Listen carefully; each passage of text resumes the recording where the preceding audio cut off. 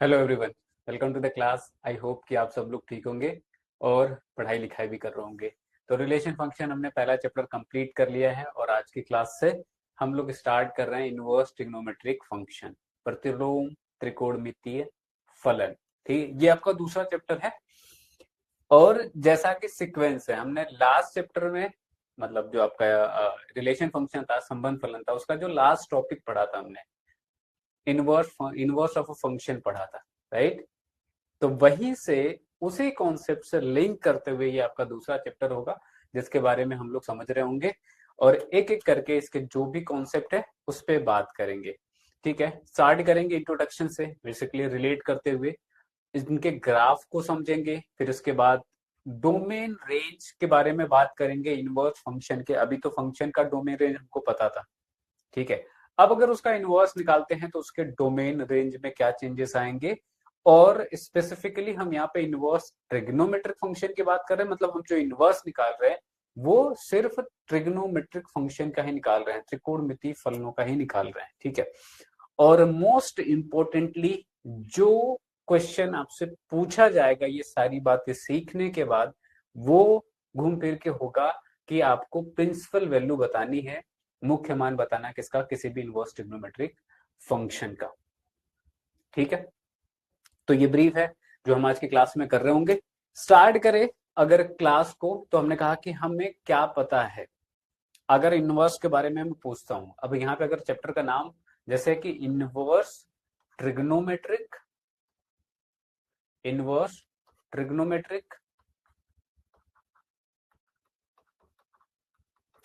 Function, तीनों ही term से आप बहुत ही वन बाय वन करके अवगत हो। इनवर्स हमने पिछली क्लास में देख लिया कि प्रतिलोम इसका मतलब है, कैसे निकालते हैं वो भी हम जानते हैं।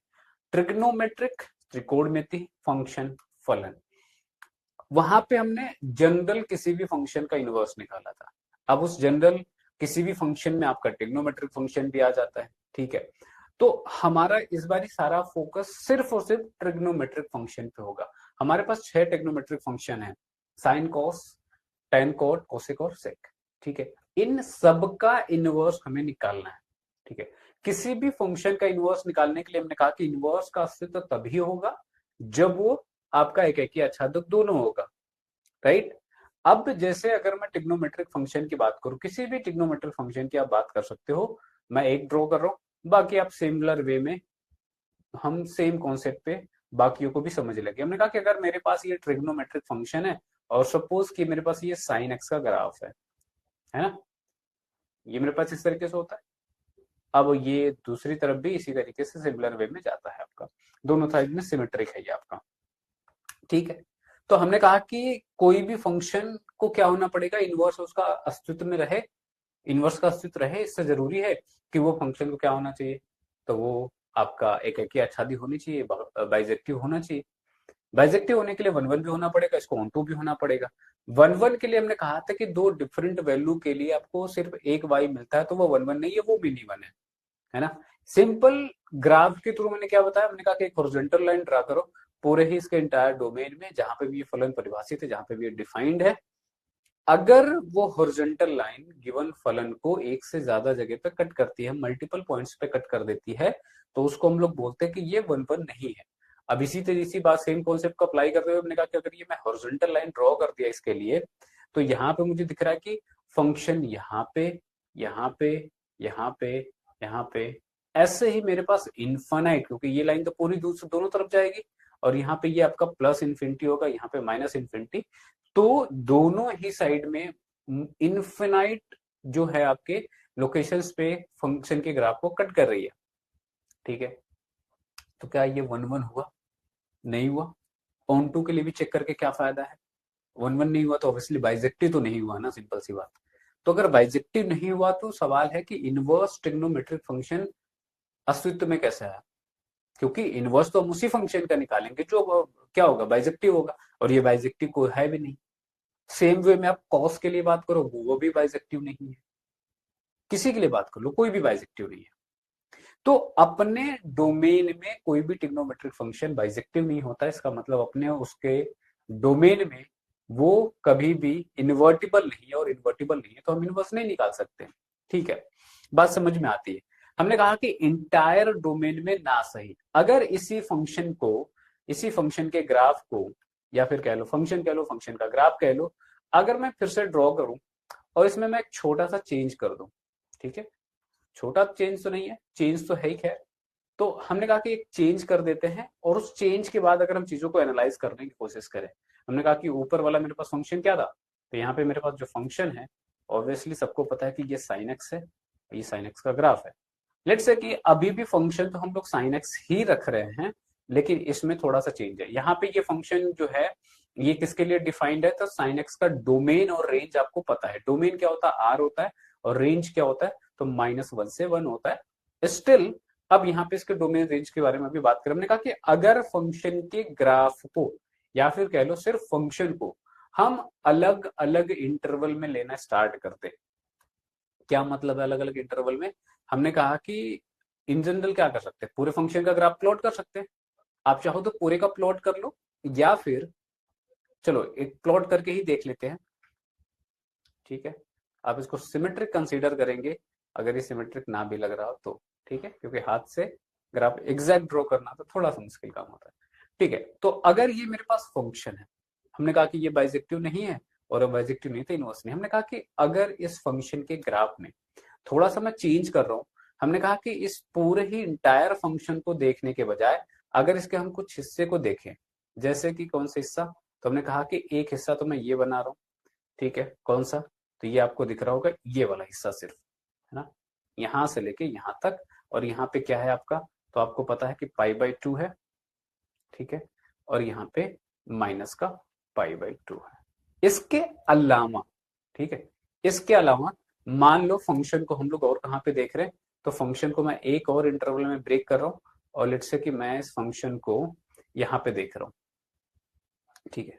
अब मैं अलग अलग इंटरवल में आपको दिखा रहा हूँ, इस बात को बड़ा ध्यान से देखना है आपको, ठीक है। हमने एक यहां से लेके यहां तक इसके लिए बात कर ली, दो अलग अलग इंटरवल में हम लोग बात कर रहे हैं, ठीक है। तो अगर इन्हीं पे इसका मैं फिर से एक पार्ट बना लेता हूँ, ये तो मैंने सबको समझाना है आपको, और एक एक करके मैं ब्रेक करके बता रहा हूँ ताकि आपको कहीं पे भी दिक्कत ना आए। ध्यान से देखोगे तो एक बार में क्रिस्टल क्लियर हो जाएगा, दोबारा किसी चीज को रेफर करने की जरूरत नहीं पड़ेगी, क्या फंडा चल रहा है, क्या डिस्कशन चल रहा है, ठीक है। तो हमने इसके एक हिस्से को सिर्फ कंसीडर करा, ये पहला वाला हिस्सा, अगर आप इसको फर्स्ट बोल दो, हमने कहा कि अगर इस पार्ट को हम यहाँ पे डिस्कस करें और हमको पता है कि ये कहां से कहां तक के लिए, तो हमने कहा कि ये माइनस का π/2 है और यहाँ पे प्लस का π/2 है। अगर सिर्फ इतने पोर्शन के हम इस ग्राफ को एनालाइज करें और इसके बारे में सोचिए कि क्या ये 1 1 है कि नहीं है, ठीक है। यहाँ पे क्या होता है, यहाँ पे आपका -1 होगा, यहाँ पे 1 होगा, सॉरी यहाँ पे -1 हो जाएगा, यहाँ पे 1 हो जाएगा। हमने कहा कि अगर इसके हम लोग बाइजेक्टिविटी के बारे में बात करें, तो हमने कहा कि पहले इसको 1 1 होना चाहिए। 1 1 होने के लिए हमने कहा कि क्या होना चाहिए, तो हमने कहा कि कोई भी हॉरिजॉन्टल लाइन ड्रॉ करके देखो, अगर वो ग्राफ को एक से ज्यादा जगह पे नहीं कट कर रही है तो वो 1 1 होगी। अब चाहे इसको ड्रॉ कर लो, चाहे आप कोई और लाइन ड्रॉ कर लो, इसको ड्रॉ कर लो, अब दोनों ही लाइन से आप देखोगे कि सिर्फ और सिर्फ फंक्शन को क्या कर रही है, सिर्फ और सिर्फ एक जगह पे कट कर रही है, एक लाइन, है ना। हमने दो लाइन ड्रॉ करी है, वो दोनों के दोनों लाइनें क्या है, एक एक जगह पे ही कट कर रही है। तो सिर्फ ये हमने दो ड्रॉ करी है, आप इससे ज्यादा भी ड्रॉ कर सकते हो। तो हमने कहा कि सिर्फ और सिर्फ एक जगह पे कट कर रहे हैं, इसका मतलब सिंपली क्या हुआ कि ये 1 1 तो है। ऑन टू के बारे में बात कर लेते हैं। ऑन टू के बारे में क्या बात करना है, हमने कहा कि ऑन टू जब चेक करना होता है तो हम उन लोग को उल्टा चेक करते हैं। हमने कहा कि फंक्शन मेरे पास क्या है, मेरे पास फंक्शन साइन एक्स, और इसका जो डोमेन कोडोमेन है या रेंज है वो -1 से 1 के बीच में है। तो आप वाई एक्सिस से क्या करो, ग्राफ पे परपेंडिकुलर ड्रॉ करो, और उसके हिसाब से देखोगे कि आप पूरे गिवन जो रेंज का कोडोमेन है उसमें हर वाई के लिए एक एक्स मिल रहा है कि नहीं मिल रहा है, यही तो है। तो हमने कहा कि अगर आप y से भी प्लॉट करना चाहो, तो अगर ये ब्लू लाइन में ड्रॉ यहाँ पे कर रहा हूँ, अगर मैं यहाँ पे कोई y कंसीडर करूँ और यहाँ पे देखो तो इसके करस्पॉन्डिंग यहाँ पे मुझे x मिलेगा और ये लाइन मिल जाएगी, और यहाँ पे उसके नीचे जा सकते हो, ऊपर भी जा सकते हो, किसी भी पर्टिकुलर पॉइंट पे आप इस बात को चेक कर सकते हो, मुझे यहाँ पे x मिल रहा, कोई ऐसा पॉइंट नहीं है जहाँ पे x मुझे ना मिल रहा हो y के करस्पॉन्डिंग। तो ऑन टू भी है, तो अगर 1 1 है, ऑन टू है, मतलब बाइजेक्टिव है, और बाइजेक्टिव है तो ये इन्वर्टिबल है, और इन्वर्टिबल है तो इसका इनवर्स एग्जिस्ट करेगा।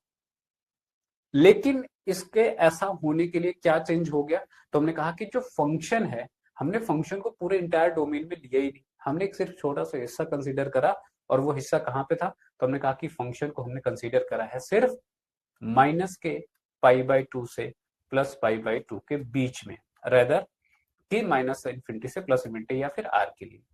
ठीक है, कोडोमेन में हमने कोई चेंजेस नहीं करे, डोमेन में इसका चेंज कर दिया तो ये क्या हो गया, 1 1 हो गया।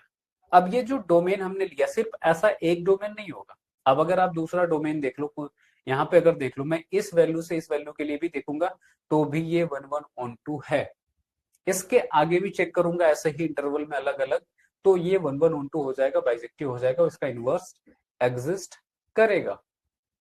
ठीक बात है, तो अगर ये एग्जिस्ट कर रहा है इसका इनवर्स, तो इन्वर्टिबल हो गया और इनवर्स भी निकाल भी सकते हैं।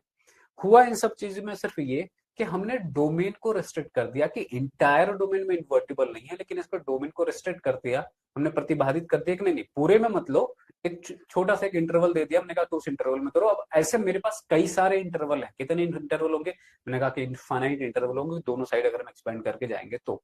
ठीक है, और एक इंटरवल मैंने माइनस π/2 से प्लस π/2 कंसीडर करा। ठीक है, तो अगर इस स्मॉलेस्ट इंटरवल को मैं कंसीडर करके चलूं और इस रिस्ट्रिक्टेड डोमेन में मैंने कहा कि फंक्शन को देखा तो बाइजेक्टिव हो गया, और ये क्या हो गया आपका, इन्वर्टिबल हो गया, और इन्वर्टिबल हो गया तो हमने कहा कि इसका इनवर्स निकाल सकते हैं, और जब इनवर्स निकाल सकते हैं तो निकालने का क्या प्रोसेस है, हमने कहा कि वो हमको पता है। तो एफ एक्स बराबर अगर मेरे पास यहाँ पे साइन एक्स है, ठीक है, इसको वाई मानते थे, अगर वाई लेट करके हमने कहा कि ये साइन एक्स है, तो यहां से मेरे पास क्या मिल जाएगा, y बराबर साइन एक्स। इनवर्स निकालने के लिए हम लोग क्या करते थे, तो x को y का फंक्शन बना देते, तो यहाँ से क्या लिख सकते हैं, x बराबर साइन इनवर्स y, और हमने कहा कि लास्ट में x को y से रिप्लेस कर देते थे, तो यहाँ से मुझे क्या मिल जाता था, f इनवर्स x, और ये क्या मिल गया मुझे, साइन इनवर्स x। साथ में चेंज क्या हुआ, हमने कहा कि चेंज ये होगा कि जब हम इनवर्स निकालते हैं तो डोमेन कोडोमेन आपस में इंटरचेंज हो जाते हैं। तो अब ये मेरे पास जो फंक्शन है which is f inverse x, अब ये कहां पे डिफाइंड होगा, तो ये डिफाइंड हो जाएगा, अगर आप यहां से ध्यान से समझ रहे हो ऊपर से, तो हमने कहा कि अभी -1 से 1 और -π/2 से π/2 के लिए होगा। ठीक है, क्योंकि डोमेन कोडोमेन आपस में इंटरचेंज हो जाते हैं, और यहाँ पे अगर देखोगे ऊपर यहाँ पे डोमेन कोडोमेन क्या है, -π/2 से -1 से 1, अब ये उसका ये उल्टा हो जाएगा कि इनवर्स निकाल लिया आपने तो। ठीक है, तो ये जो फंक्शन अब आपको निकला, इसी को हम लोग क्या बोल रहे हैं, इनवर्स ट्रिग्नोमेट्रिक फंक्शन। फिलहाल के लिए मैंने साइन के लिए निकाला है, सेम वे में हम कॉस के लिए बात कर सकते हैं, सेम वे में हम लोग बाकी रिमेनिंग जो 4 आपके ट्रिग्नोमेट्रिक फंक्शन है, tan cot cos x सबके लिए बात कर सकते हैं। सब में कॉमन पॉइंट क्या होगा, तो हमने कहा कि डोमेन को रिस्ट्रिक्ट करना पड़ेगा, पूरे इंटायर डोमेन में वो इन्वर्टिबल नहीं होगा। ठीक है, तो डोमेन रेस्ट्रिक्ट करते जाएंगे, सबको इनवर्स बनाते जाएंगे।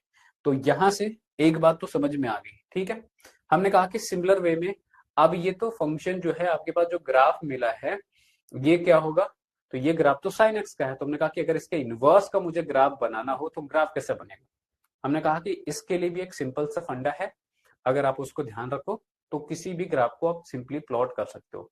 क्या फंडा है, हमने कहा कि जो मेरे पास यहाँ पे फंक्शन है उसका ग्राफ कैसे है, तो इसका ग्राफ कुछ इस तरीके से, राइट, कैसे, ठीक है।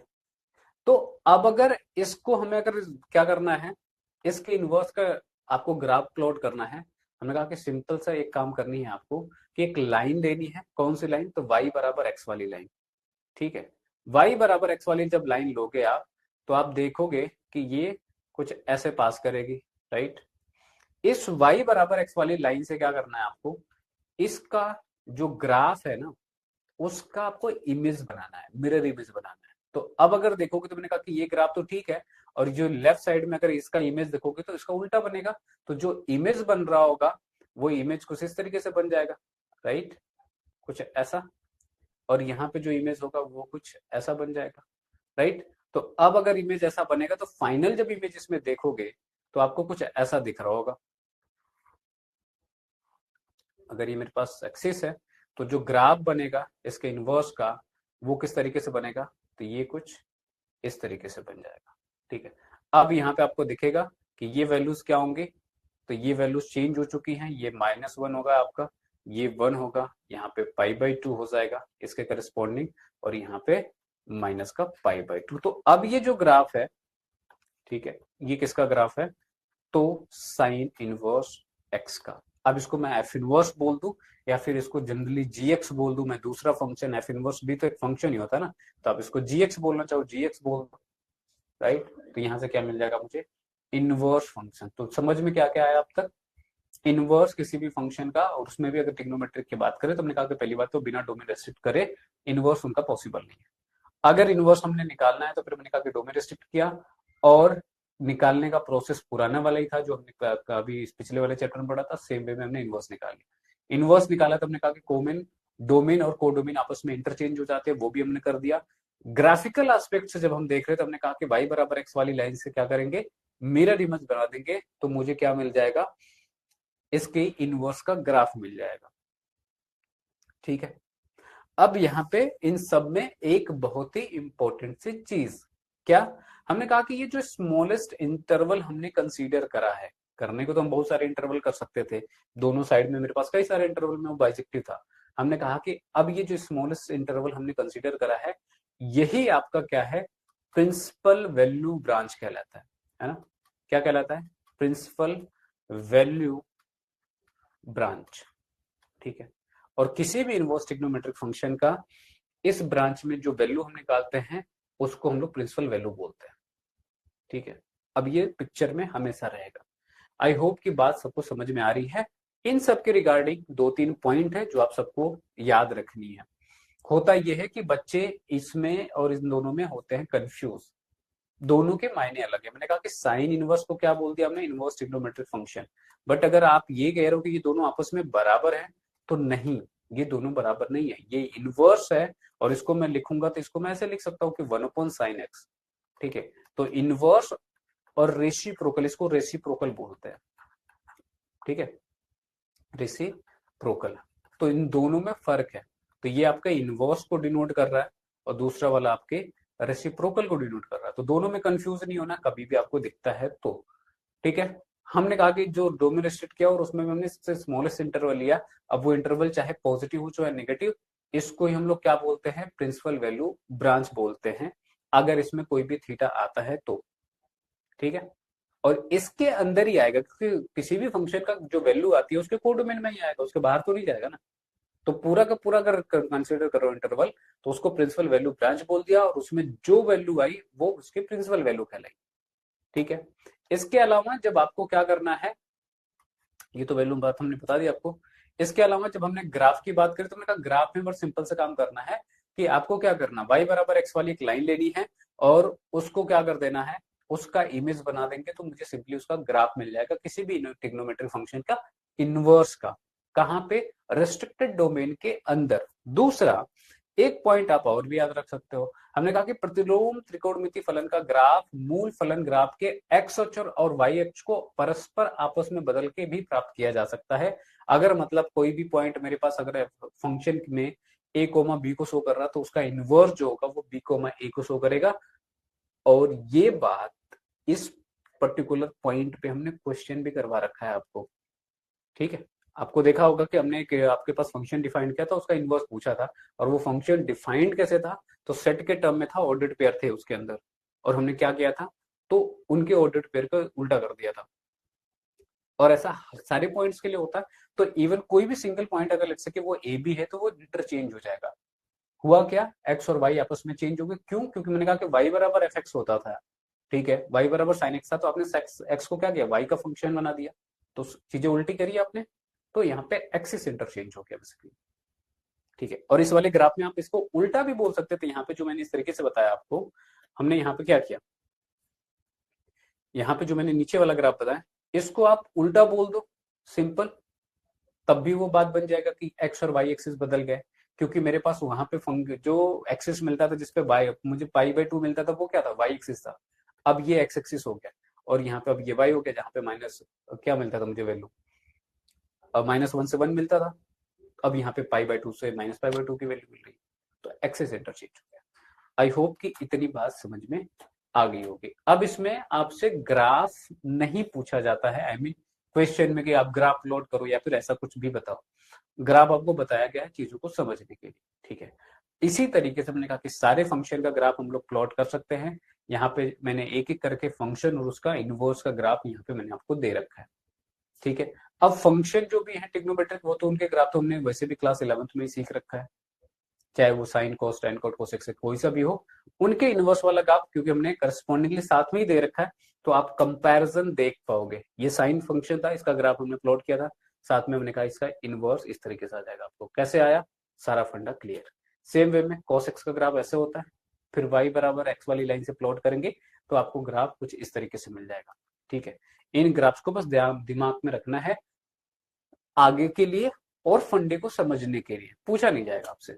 नेक्स्ट की बात करें तो ये tan का ग्राफ है और इसका जब करेंगे तो एक्सिस चेंज हो जाएगा, और एक ही इंटरवल है हम लोग यहाँ पे भी कंसीडर कर रहे होंगे -π/2 से +π/2 के बीच में।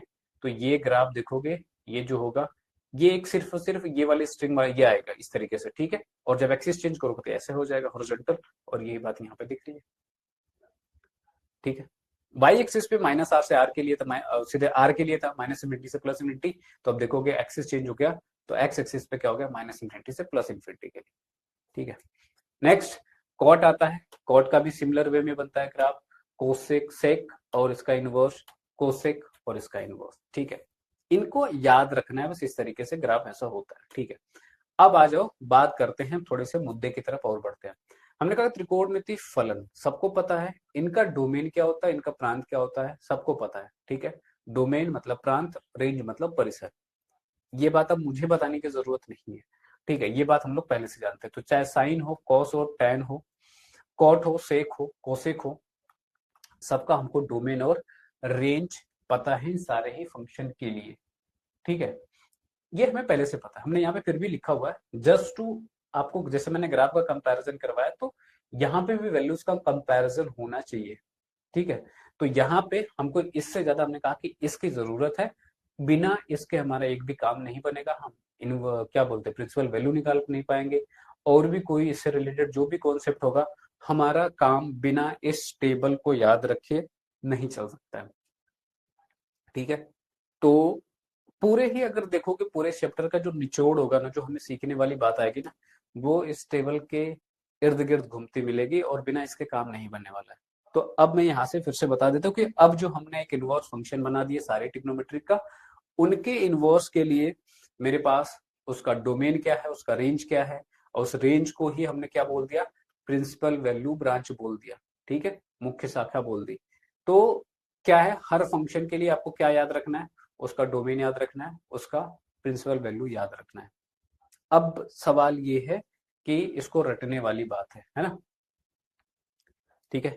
रटने वाली बात अगर है तो हमने कहा कि एक काम तो हम कर ही सकते हैं, मैं आपको एक छोटा सा एक ऑब्जर्वेशन बता सकता हूँ। लोग ट्रिक कहते हैं, मैं ट्रिक नहीं कह रहा हूँ, मैंने कहा कि एक ऑब्जर्वेशन बता सकता हूँ। हमने किसी भी ट्रिग्नोमेट्रिक फंक्शन का हमको रेंज पता है, ठीक है। ये सारे साइन का -1 से 1, कॉस -1 से 1, टेन और कॉट रियल नंबर में होते हैं, -∞ से +∞। सेक और कोसेक के लिए बात करोगे तो -1 से 1 के बीच में छोड़ दो, बाकी जगह पे पूरा ये वे मिलता है, मतलब -∞ to -1 यूनियन 1 to ∞। सेम बात कोसेक के लिए और सेक दोनों के लिए।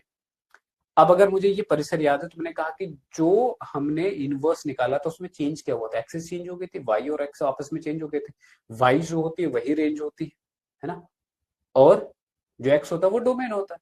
तो यहाँ पे इनवर्स फंक्शन का जो डोमेन होगा वो कहीं ना कहीं ट्रिग्नोमेट्रिक फंक्शन का रेंज होगा, या फिर कह लो को डोमेन होगा, ठीक है।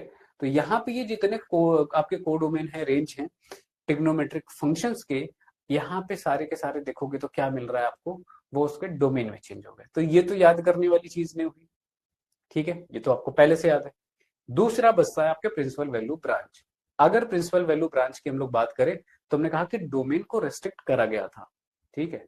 तो अब हर फंक्शन के लिए डोमेन अलग अलग था, और उस डोमेन को रेस्ट्रिक्ट करने के बाद फिर वो क्या हुआ, प्रिंसिपल वैल्यू ब्रांच में चेंज हो गया जब हमने इनवर्स निकाल दिया। तो वो चीज मुझे याद रखनी पड़ेगी यहाँ सबके लिए, है ना। अब इसको मैं याद रखने का हमने कहा तरीका बता देता हूँ। मेरे पास 6 इनवर्स ट्रिग्नोमेट्रिक फंक्शन होंगे, क्योंकि जितने ट्रिग्नोमेट्रिक फंक्शन उतने ही उनके इनवर्स, ठीक है। ये सारी वैल्यूज के लिए मैं बोल रहा हूँ, है ना। याद रखने के लिए अलग से मेहनत नहीं करनी पड़ेगी, ये समझ लोगे तो। हमने कहा कि इसमें मेरे पास 6 फंक्शंस हैं, है ना। अगर मैं यहाँ पे फंक्शन लिख दूं और इन पे हम लोग क्या बोलते हैं, प्रिंसिपल वैल्यू ब्रांच बोलते हैं, है ना, पीवीवी, प्रिंसिपल वैल्यू ब्रांच।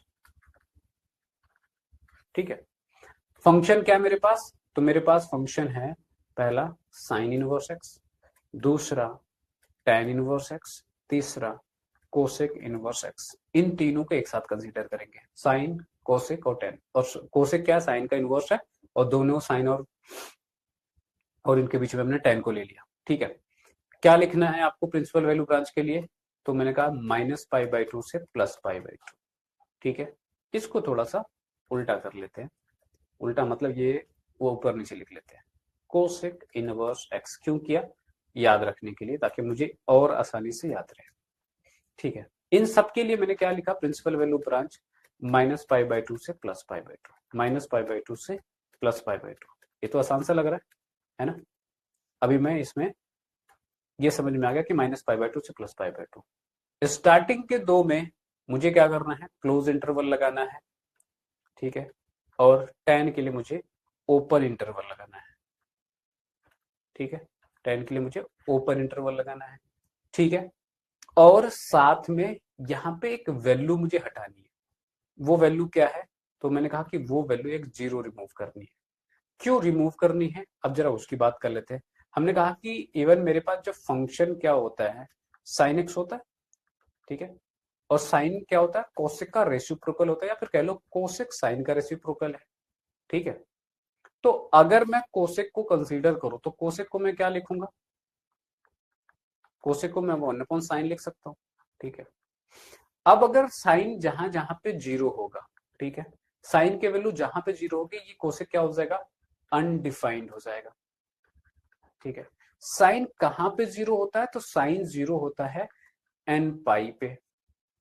ठीक है, एन क्या है आपका नेचुरल नंबर है, तो सॉरी क्या है, एन की वैल्यू आप रियल नंबर कुछ भी ले सकते हो ना, खासकर रियल नंबर कहने की वजह हम लोग इंटीजर की बात कर रहे हैं, पॉजिटिव नेगेटिव जीरो सब इंटीजर। ठीक है, तो यहाँ पे हमने कहा कि एन की वैल्यू इंटीजर ले लो, और इंटीजर में जैसे ही आपने 0 पुट किया, और ये क्या हो जाएगा, 0 हो जाएगा, और उसके इसमें अनडिफाइंड हो जाएगा। तो मैंने कहा कि कोसेक जो होगा अनडिफाइंड होगा जब जहां जहां पे साइन आपका 0 होगा। ठीक है, तो अब जैसे ही अनडिफाइंड हो गया, मैंने कहा कि जब कोई फंक्शन परिभाषित नहीं हो, अनडिफाइंड मतलब अपरिभाषित, तो उसका इनवर्स कैसे निकाल सकते हैं, नहीं निकाल सकते। तो साइन जहां पे 0 हुआ ये अपरिभाषित हो जाएगा। और मैंने कहा कि साइन या फिर कोसेक का हमने जो इंटरवल चूज किया है यहाँ पे -π/2 से +π/2। अब अगर -π/2 से +π/2 कह रहे हो, तो ये मेरे पास -π/2 होगा, यहाँ पे पास +π/2 होगा, यहाँ पे 0 होगा।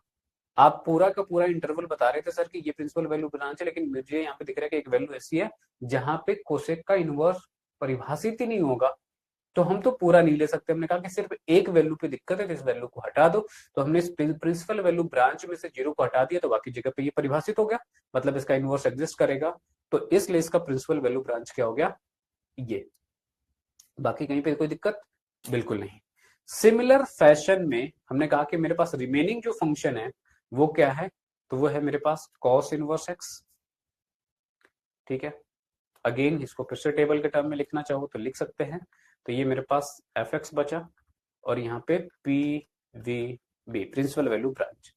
फंक्शन क्या है मेरे पास, तो फंक्शन है मेरे पास कॉस एक्स, मेरे पास है sec x, sec inverse x, ये इनवर्स की बात कर रहे हैं हम लोग, और क्या बचा है मेरे पास कॉट इनवर्स एक्स बचा है।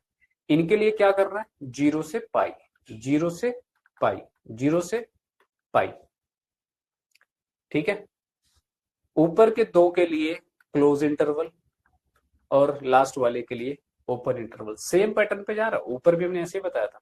हमने कहा कि कोसेक में सिर्फ एक वैल्यू हटा देनी है, वो कौन से, सॉरी हाँ, सेक में एक वैल्यू हटा देनी है, वो क्या है, तो ये आपका है π/2। क्योंकि जब हम कोसेक की बात करते हैं तो सेक क्या होता है, तुमने कहा कि सेक एक्स होता है आपके पास 1/cos।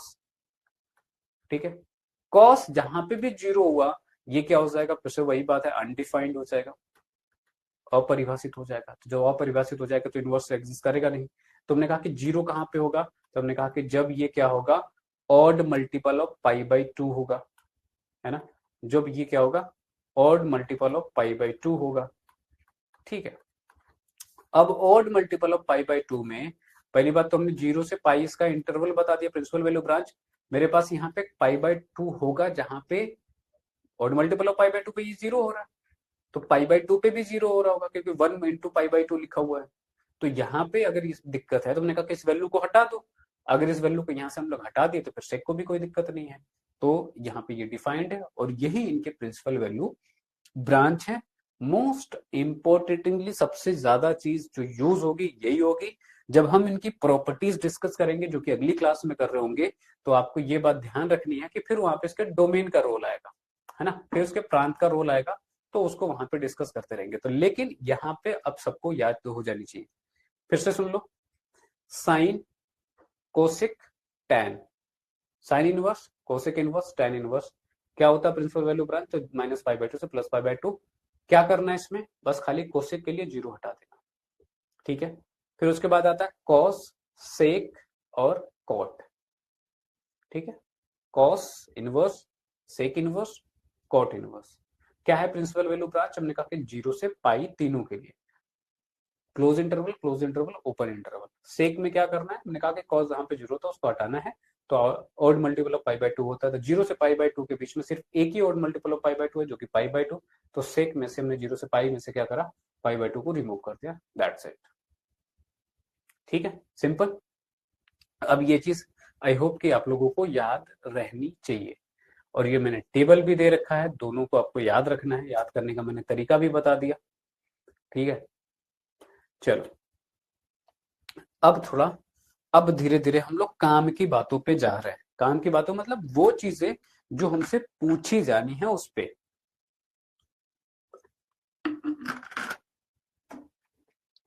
हमने कहा कि इतनी चीजों में से जो एक फिक्स सवाल हर बारी पूछा जाना है, आप पीवाईक्यूज उठा के देख लोगे, और हम भी जब क्लास में करवाएंगे पीवाईक्यूज तो वो भी वहां पे भी देखेंगे आप, ठीक है। आप अपना खुद का भी ऑब्जर्वेशन रख सकते हैं, एनालिसिस कर सकते हैं पिछले जो पेपर्स हुए हैं उनसे, है ना। यहाँ पे हम जो करवा रहे हैं उसकी बात कर लेते हैं। हमने कहा कि ये कुछ फॉर्मूले में दे रहा हूँ जो कि आपने बहुत बेसिक से फॉर्मूले हैं, याद रखना। जिनको याद नहीं रखना है या नहीं है वो क्या कर सकते हैं, इसको रेफर कर सकते हैं। यहाँ पे इसको रखने का पर्पज सिर्फ इतना ही है। बट अब आते हैं मुद्दे के काम पे, क्यों उसका यूज है, क्यों वो आपको याद होनी चाहिए, उस पर हम बात करेंगे यहाँ पे, ठीक है। आ जाओ।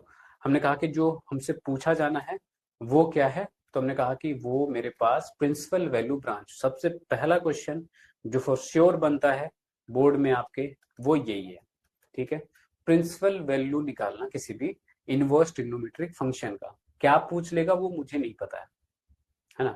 प्रोसेस क्या है मैं वो आपको समझा दूंगा, निकालना कैसे मैं समझा दूंगा, और लास्ट में एक ऑब्जर्वेशन भी बता दूंगा जिससे देखते ही आप सीधे खटाक से आंसर मारोगे, ठीक है। लेकिन पहले प्रोसेस समझेंगे, फिर बाद में पता चले पहले ही ट्रिक समझाने लग जाऊं, पहले ही ऑब्जर्वेशन बता दूं, तो बाकी चीजें सेंसलेस लगेंगी, है ना, और गलती के भी चांसेस हो जाते हैं। तो अगर इसको पूरा प्रोसेस में समझा के फिर उस पर जाऊंगा तो वो आपको समझ में आएगा कि क्या हो रहा है, ठीक है। तो पहले प्रोसेस समझना है, लेकिन मेरे पास एक ऐसा शॉर्ट तरीका भी है जिससे मैं एक बारी में चेक कर सकता हूँ बिना बहुत ज्यादा कैलकुलेशन करे, ठीक है। ये मेरे पास क्या है, एफ एक्स बराबर मेरे पास कॉस इनवर्स एक्स, ठीक है। कॉस इनवर्स एक्स नहीं है, सिंपल एक वैल्यू दे रखी है -1/2। इसका मुझे क्या करना है, प्रिंसिपल वैल्यू निकालनी है, मुख्य मान निकालना है, ठीक है। मुख्य मान कहाँ पे आएगा, तो प्रिंसिपल वैल्यू ब्रांच में आएगा। अगर ये कॉस इनवर्स है तो हमने कहा कॉस इनवर्स का प्रिंसिपल वैल्यू ब्रांच क्या होता है, याद हो गया होगा, 0 से पाई होता है। मतलब मुझे एक ऐसा एंगल चाहिए जिसकी वैल्यू -1/2 है ना, ठीक है। क्या करना है प्रोसीजर, हमने कहा कि सिंपल से याद रखो, इसको हमने माना y, और y बराबर क्या हो गया, cos इनवर्स माइनस का 1/2। अब माइनस के 1/2 किस एंगल पे आएगा cos के लिए ये हमें नहीं पता है ना। हमने कहा कि सिर्फ इतना तो हर एक बच्चे को याद होता है कि 0 से 90 डिग्री के बीच के जो एंगल्स होते हैं वो बेसिकली 0, 30, 45, 60 डिग्री, 90 डिग्री, इतना तो किसी को भी याद रहता है, उससे ज्यादा की जरूरत नहीं है।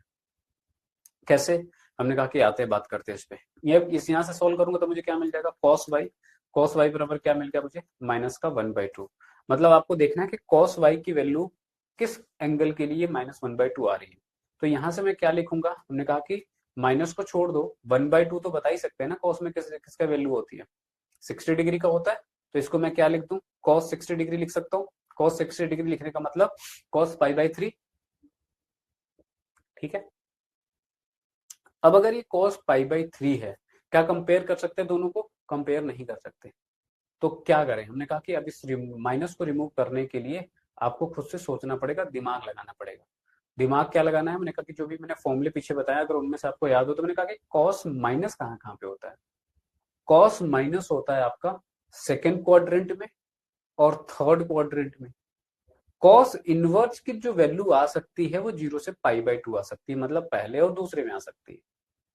तो हम थर्ड की तो बात ही नहीं करेंगे, है ना। अगर कॉस इनवर्स के लिए हम लोग बात कर रहे हैं, हमने कहा किसी भी एंगल की कॉस इनवर्स की वैल्यू जो मिल सकती है वो 0 से पाई के बीच में मिलेगी। ये 0 है, मेरे पास पाई है, ठीक है। और कॉस यहाँ पे निगेटिव होता है, यहाँ पे निगेटिव होता है, यहाँ पे पॉजिटिव होता है, यहाँ पे तो पॉजिटिव होता है, ये तो पॉजिटिव वाले हैं, यहाँ पे पॉजिटिव है, यहाँ पे पॉजिटिव है। नेगेटिव कहाँ पे है? सेकंड और थर्ड में। हमको जो वैल्यू चाहिए वो 0 से पाई में चाहिए, तो ये वाली वैल्यू तो मुझे चाहिए नहीं। हमको कहीं ना कहीं एंगल चाहिए इस सेकंड क्वाड्रेंट के अंदर। तो हमने कहा कि आप सोचो कि इसको क्या कर सकते हैं। हमने कहा कि सिंपल सा, अगर आप लोगों को याद हो तो हमको पता है कि कॉस पाई माइनस थीटा क्या होता है। कॉस पाई माइनस थीटा क्या होता है? माइनस का कॉस थीटा होता है सबको। तो अगर ये होता है तो हमने कहा कि इसका उल्टा भी तो सोच सकते थे। अगर कॉस थीटा है तो हम इसको इसमें कन्वर्ट कर सकते हैं, ठीक है। अब अगर कन्वर्ट कर लिया तो यहाँ पे मेरे पास क्या मिल गया? Cos pi minus theta, theta यहाँ पे π/3 ऑलरेडी है। तो क्या हुआ? कॉस वाई बराबर कॉस 2π/3। कंपेयर कर सकते हैं क्या? ऑब्वियसली दोनों साइड कॉस कॉस है, तो y के लिए अगर मैंने सॉल्व किया तो मुझे 2π/3 मिला। यहाँ पे y था क्या? हमने कहा कि y हमने माना है cos इनवर्स -1/2 को, मतलब इसकी वैल्यू है वो y। अब y मैंने कहा कि cos इनवर्स की वैल्यू है, तो cos इनवर्स की वैल्यू जो आ सकती है उसके प्रिंसिपल वैल्यू ब्रांच में आएगी, वो 0 से पाई के बीच में आएगी। तो ये जो y की वैल्यू आप निकाल रहे हो, इसको आंसर बोलने से पहले आपको चेक करना पड़ेगा कि क्या ये 0 से पाई के बीच में है। तो ऑब्वियसली आपने 0 क्या बोला है? पाई माइनस π/3 बोला है। तो अगर ये पाई है और उसमें से π/3 को आप माइनस कर लोगे तो सेकंड क्वाड्रेंट में जाएगा, और मुझे वैल्यू जो चाहिए वो कहीं ना कहीं 0 से पाई के बीच की चाहिए, राइट। 0 से पाई में ही चाहिए। तो ऑब्वियसली ये क्या कर रहा है? सेकंड क्वाड्रेंट में ही आ रहा है, इसका मतलब प्रिंसिपल वैल्यू ब्रांच में आ रहा है। और अगर प्रिंसिपल वैल्यू ब्रांच में आ रहा है, इसका मतलब इसका आंसर सही है, ठीक है। तो इस क्वेश्चन के लिए इसका आंसर हो जाएगा क्या? 2π/3। आपको आंसर में सिर्फ यही लिखना है कि y की वैल्यू क्या मिल जाएगी आपको।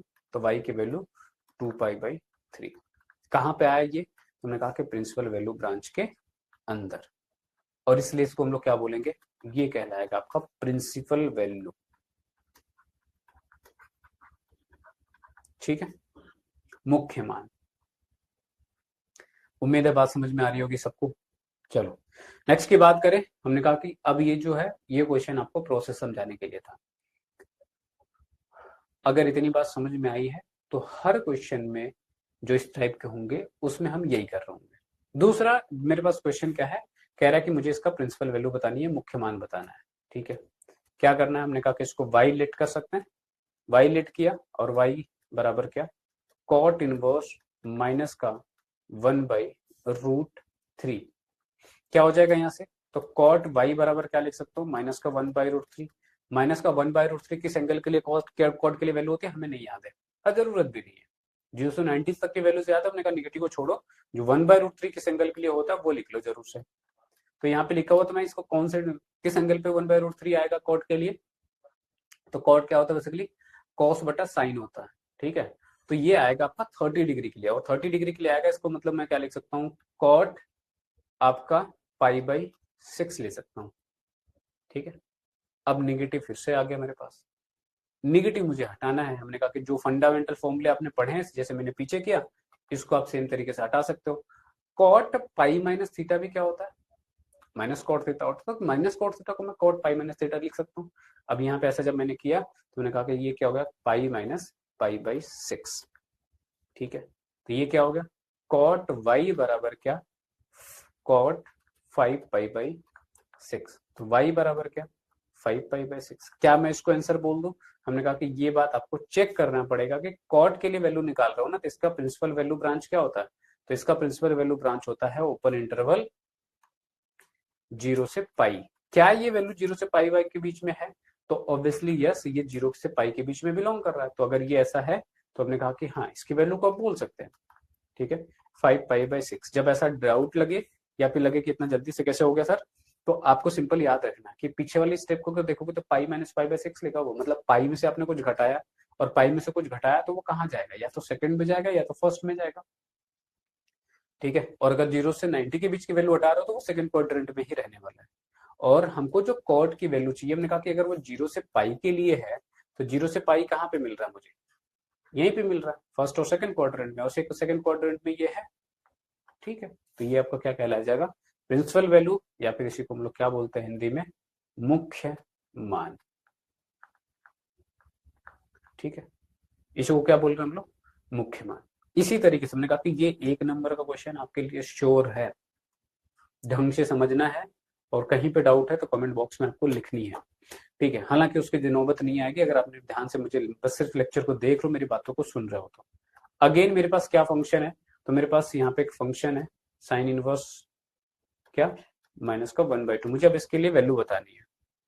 ठीक है, क्या करेंगे, हमने कहा कि यहाँ से साइन वाई हो जाएगा, क्या हो जाएगा यहाँ पे, तो ये 1/2 मिलेगा। साइन वाई बराबर क्या, 1/2। 1/2 किस एंगल के लिए होता है, तो 30 डिग्री के लिए होता है। इसका मतलब मैं क्या लिख सकता हूँ, उसको पाई/6 लिख सकता हूँ। ठीक है, क्या मुझे अब इसमें कुछ कंपेयर कर सकता हूँ, तो अब तो यहाँ पे कंपेयर कर सकते हैं सीधा सीधा पाई/6। लेकिन क्या मैं इसको आंसर बोल दूं, मैंने कहा कि ये तो इस बात पर डिपेंड करेगा ना कि इसका प्रिंसिपल वैल्यू ब्रांच क्या है। इसका प्रिंसिपल वैल्यू ब्रांच मुझे बताया कि -पाई/2 से +पाई/2 होता है। -पाई/2 से +पाई/2 कहाँ पे मिलेगा, हमने कहा ये -पाई/2 है, ये आपका +पाई/2 है। हम जिस इंटरवल की बात कर रहे हैं वो ये पूरा है, फर्स्ट और फोर्थ। तो पाई/6 कहाँ पे होगा, तो पाई/6 यहाँ पे फर्स्ट में कहीं पे होगा, ये पाई/6। इसका मतलब इसके प्रिंसिपल वैल्यू ब्रांच में है। ये कहाँ पे बिलोंग कर रहा है, माइनस के पाई/2 से प्लस के पाई/2 के बीच में, सिंपल। तो यस, ये आपका क्या हो जाएगा, ये इसका आंसर होगा। तो y बराबर क्या, पाई/6। ठीक है, ये क्या हो गया, आपका आंसर हो गया। उम्मीद है सबको बात समझ में आ रही होगी। नेक्स्ट क्वेश्चन पे बढ़ते हैं। अब इनका कंबाइंड फॉर्म आना स्टार्ट होगा। ठीक है, ये जो सबसे सिंपलेस्ट चीज हो सकती थी यहाँ पे मैंने आप लोगों को बता दी, ये 3 मैंने लिए। अभी मैं कुछ आपको और बताऊंगा, मैंने कहा कि लास्ट में आएंगे उस पे, जिससे आप देख के सीधा सीधा आंसर मारोगे, है ना, देख के मारोगे। इतना मैंने जो सवाल करवाया है इसकी जरूरत नहीं पड़ेगी। ठीक है, ध्यान रखना है। चलो आ जाते हैं अब यहाँ पे।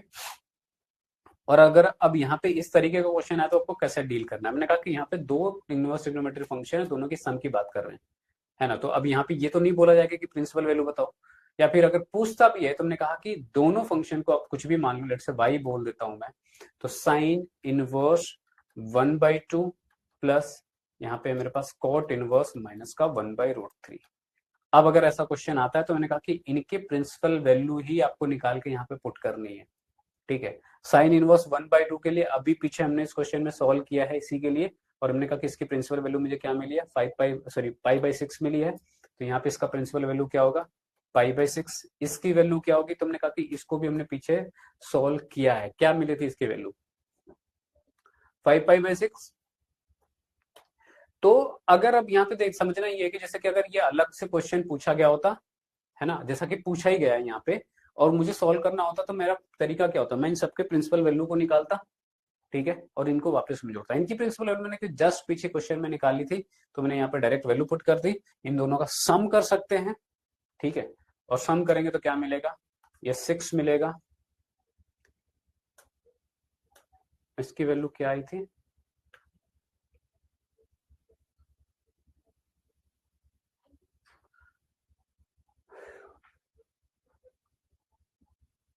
5 पाई/6, ठीक है। और ये आपका 30 डिग्री का मान है, इसका मतलब ये आपका पाई/6 होगा। समथिंग 1/√3 कॉट के लिए किस एंगल पे मान होगा, तो अगर मुझे चाहिए, चलो एक बार थोड़ा सा मुझे लग रहा है यहाँ पे चेक कर लेते हैं। अगर मुझे कॉट के लिए √3 चाहिए, तो मैंने कहा कॉट होता क्या है, तो ये होता है आपका कॉस बटा साइन, है ना। साइन में √3/2 वैल्यू होती है कितने डिग्री की, 30 डिग्री की, और इसकी वैल्यू होती है, ठीक है, √3/2, और यहाँ पे वैल्यू होती है आपकी 1/2, ठीक है। मुझे √3 नीचे चाहिए, तो यहाँ पे इससे बात बनेगा नहीं, ये √3 आएगा। और ये वैल्यू पे अगर हम लोग बात कर रहे हैं तो एक्चुअली में मुझे ये 1/2 डिवाइडेड बाय √3/2 चाहिए, जो कि cos 60 डिग्री का मान होगा, है ना। ये cos 60, ये sin 60, तो sin 60 कहने का मतलब ये π/3 होगा, न कि π/6। तो my bad, sorry for this. आप लोगों को ये चीज ध्यान रखनी है। यहाँ पे 3 आएगा, यहाँ पे भी आपका 3 आएगा, तो यहाँ पे 3 आएगा, तो ये वैल्यू क्या आ जाएगी आपकी 2π/3, ठीक है, 2π/3। और अगेन यहाँ पे 2π/3। ये भी सेकंड क्वाड्रेंट में जा रहा है, तो कोई इशू नहीं है, ये आपका 2π/3 हो जाएगा, 2π/3 हो जाएगा, ठीक है। चलो नेक्स्ट की बात करें, तो यहाँ पे जो वैल्यू आएगी वो 5π/6 होने के बजाय ये आपका π/2 होगा, 2π/3 होगा, सॉरी। तो 2π/3 होगा, ऐड कर लेंगे, तो यहाँ पे अगर एलसीएम लेंगे तो 6 आ जाएगा मेरे पास, ठीक है। और 6 अगर लेंगे तो यहाँ पे बचेगा पाई, और यहाँ पे 4π, तो क्या मिलेगा यहाँ से 5π/6, जो कि मेरा यहाँ पे आंसर आ जाएगा एज इन टोटल, ठीक है। सिमिलर वे में दूसरे क्वेश्चन पे बात करेंगे, तो यहाँ पे भी कुछ ऐसा ही है केस। तो हमने कहा कि यहाँ पे इसकी बात करेंगे, y मान लेते हैं, और y के लिए यहाँ पे क्या हो जाएगा sine inverse 1/2 plus cos inverse minus का 1/2। अभी इसके लिए मैंने वैल्यू निकाली थी, तो ये तो π/6 है। कॉस इनवर्स 1/2 कहने का मतलब ये किसके डिग्री लिए वैल्यू आया था, तो हमने यहाँ पे आपको ऑलरेडी निकाल रखा है, पहला क्वेश्चन ही यही था, ताकि 1/2 कहाँ पे आएगा 60 डिग्री पे आएगा, ठीक है। तो यहाँ पे हमने π/3 निकाल रखा है, 2π/3 यहाँ पे करेक्ट है। और यहाँ पे जब वैल्यू पुट कर देंगे अगेन, तो यहाँ से मुझे क्या मिल जाएगा, ये मिलेगा 2π/3। सॉल्व करेंगे तो अगेन क्योंकि दोनों सेम वैल्यू है, तो यहाँ से 5π/3 ही मिल जाएगा, जो कि इसका आंसर होगा इस क्वेश्चन के लिए। अगेन अब इससे ऑब्जेक्टिव एक दो क्वेश्चन है, उसको भी देख लेते हैं, और जो कि हालांकि कुछ और नहीं है, प्रिंसिपल वैल्यू ब्रांच के ही बारे में बात है। मैंने कहा कॉस इनवर्स एक्स की मुख्य मान शाखा कौन सी होती है। कॉस के लिए बात कर रहे हैं, आपको याद होगा कॉस सेक और कॉट के लिए हमने क्या बताया कि 0 से पाई, और कॉस और सेक के लिए वो क्लोज इंटरवल होता है, कॉट के लिए ओपन इंटरवल। तब यहाँ पे क्या हो जाएगा 0 से पाई क्लोज इंटरवल। यहाँ पे बात करें कोसेक के लिए, तो हमने कहा कि साइन कोसेक और टैन -π/2 से +π/2 होता है। कोसेक के लिए क्या होगा, तो ये आपका होगा -π/2 से +π/2 क्लोज इंटरवल में। लेकिन यहाँ पे वो था कि हमको एक वैल्यू हटानी थी जो कि 0 थी, तो 0 को अगर आप रिमूव कर दोगे तो आपका डी ऑप्शन करेक्ट हो जाएगा, ठीक है। अब एक बात जो हम सबको याद रखनी है, जो मैंने कहा कि देखते ही आंसर अगर आपको मारना है तो आपको सिंपल क्या याद रखना है, एक एक करके बात आते हैं, ठीक है। हमने कहा कि अगर मेरे पास फंक्शन है ना, क्या फंक्शन है, तो फंक्शन ले लेते हैं हम यहाँ पे साइन इनवर्स एक्स की बात कर लेते हैं, कोसेक इनवर्स एक्स की बात कर लेते हैं, टैन इनवर्स एक्स के लिए बात करते हैं। हमने कहा कि इनका जो मुझे प्रिंसिपल वैल्यू ब्रांच मिला था, इन सब के लिए क्या मिल रहा था, माइनस के π/2 से प्लस का π/2, है ना, यही तो किया था हमने, ठीक है। ये प्लस का π/2, यहाँ से हमने 0 हटा दिया था सिर्फ, और टैन के लिए बात करें तो ओपन इंटरवल में -π/2 से +π/2। ये वैल्यू कहाँ पे दे रही है, ये ओपन इंटरवल है आपका, -π/2 यहाँ पे है, प्लस का π/2 यहाँ पे। साइन इनवर्स के लिए जो भी एंगल की वैल्यू आएगी वो फर्स्ट क्वाड्रेंट में आएगी। और अगर इसके हम नेगेटिव की बात कर लें, ठीक है, साइन के, कोसेक के, टैन के, है ना, साइन के लिए जब वैल्यू निकाल रहा हो तो पॉजिटिव तो इसका फर्स्ट क्वाड्रेंट में आएगा और सेकंड क्वाड्रेंट में आएगा। अगर मैं कोसेक के लिए बात कर लूं तो सेम बात यहाँ पे है, फर्स्ट और सेकंड में ही जाएगा। टैन के लिए अगर मैं बात करूं तो फर्स्ट क्वाड्रेंट में पॉजिटिव आएगा, ठीक है, और आपका थर्ड क्वाड्रेंट में पॉजिटिव आएगा, सेकंड और क्या बोलते हैं फोर्थ में नेगेटिव आएगा, ठीक है। सबको ये बात समझ में आ रही है। अगर ऐसा है तो हमने कहा कि अगर साइन इनवर्स के लिए आप बात कर रहे हो, मैं एक दो समझाऊंगा, बाकियों को आप इसी तरीके से इसी लॉजिक से समझना है। अगर साइन की कोई वैल्यू आती है, अब मैंने कहा कि जो वैल्यू आपसे पूछी जाएंगी वो 0 से 90s के बीच के ही होंगी, हो सकता है कहीं पे पॉजिटिव कहीं पे नेगेटिव हो, बस इतना ही फर्क पड़ेगा।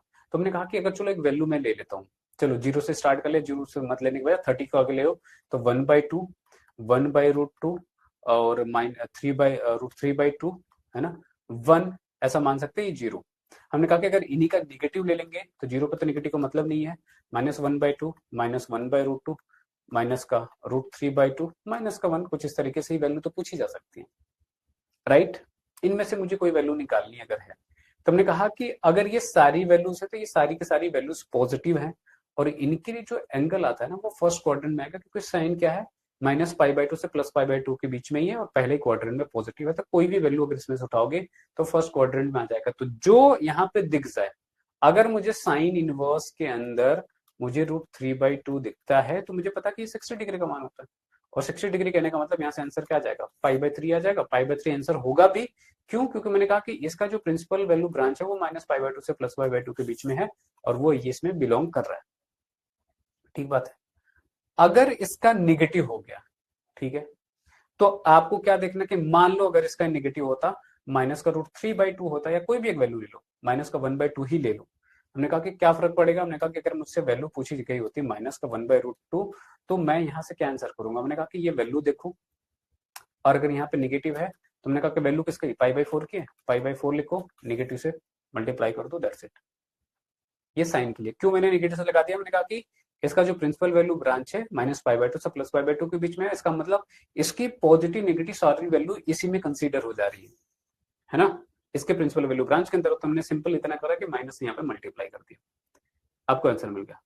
अगर मैं बात कर रहा हूं इनके अलावा किसी और की, कोसेक के लिए बात करूंगा तो कोसेक के लिए भी सेम फंडा है। टैन इनवर्स के लिए बात करेंगे, ठीक है, तो टैन इनवर्स के लिए भी वही बात है कि पॉजिटिव इसमें किसमें मिलेगा, फर्स्ट क्वाड्रेंट में, और इसका निगेटिव फिर से मुझे फोर्थ क्वाड्रेंट में मिल जाएगा। तो अगेन इसके लिए वैल्यू आती है तो क्या करना है आपको, अगर निगेटिव वैल्यू के साथ आता तो माइनस मल्टीप्लाई करके वो एंगल लिख दो, अगर पॉजिटिव आता तो एग्जैक्टली वही लिख दो। तो तीनों के लिए मैंने कहा कोई भी वैल्यू उठा के देखो, अब इनमें से माइनस, अगर मुझे tan इनवर्स, है ना, tan इनवर्स 1/2 बोलता है तो मुझे पता कि सॉरी, tan के लिए 1/2 तो होगा नहीं, tan की वैल्यू के लिए देख लेंगे। अगर मान लो यहाँ पे 1 होता है ना, tan की वैल्यू 1 होगी, जो कि 45 डिग्री का मान, तो मुझे पता है कितने एंगल पे होता है, π/4 पे होता है। अगर tan इनवर्स मुझे यहाँ पे क्या दिख रहा है, -1 होता, तो मैंने कहा कि π/4 पे ही होगा, बट ये नेगेटिव साइन के साथ होगा, सिंपल आंसर, ठीक है। बट अगर हम यहाँ पे बात कर रहे हैं किसकी, कॉस की, सेक की और कॉट इनवर्स की, है ना, ठीक है। क्या हो सकता है, हमने कहा कि या तो ये पॉजिटिव वैल्यू होगा या फिर ये निगेटिव होगा, यही तो होगा। अगर पॉजिटिव आता है तो एग्जैक्टली जिस भी एंगल पे ये वैल्यू दे रहा है वो सीधा सीधा लिख दो, और अगर निगेटिव आता है तो पाई में से माइनस करके लिख दो, सिंपल आंसर, ठीक है। जैसे कि हमने कहा कि ऊपर मैंने आपको वैल्यूज के बारे में बताया, चलो अगर मैंने कहा कि एक वैल्यू हमने देखी था, लेट्स से कि cos इनवर्स 1/2 मुझे कितने डिग्री का मान होगा, ये 1/2 cos के किस एंगल का मान होता है, तो आपको पता कि अच्छा 1/2 है तो 60 डिग्री का होता है, ठीक है, 60 डिग्री मतलब π/3 इसका आंसर होगा। अगर यहाँ पे क्या होता, माइनस का 1/2 तो क्या करता है, कुछ नहीं करना है, सिर्फ पाई माइनस 1/2 किस पे, π/3 पे है ना, इस वैल्यू को पाई में से माइनस कर दो, क्या आएगा, 2π/3 होगा।